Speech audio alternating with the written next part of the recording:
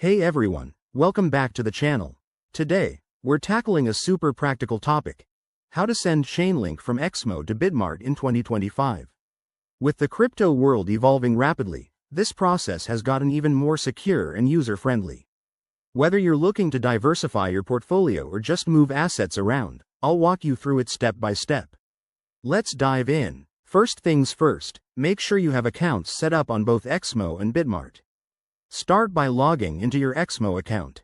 Once you're in, navigate to the Wallet or Assets section and find your Chainlink balance. This is where the magic begins. Next, head over to Bitmart and log in.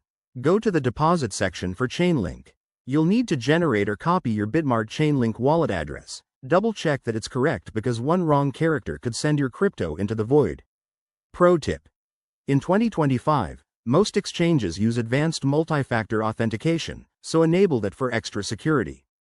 Now, back on Exmo, go to the withdrawal page. Select Chainlink from the drop-down menu. Paste in the Bitmart wallet address you just copied, and enter the amount you want to send. Remember to check for any network fees. Chainlink typically uses the Ethereum network, so factor that in. Before you hit confirm, review everything one more time. Once you're good, click Withdraw and wait for the confirmation email or on-screen notification. Transaction times can vary, but with 2025's faster blockchain tech, it should only take a few minutes. Finally, once it's done, log back into Bitmart and verify that your Chainlink has arrived.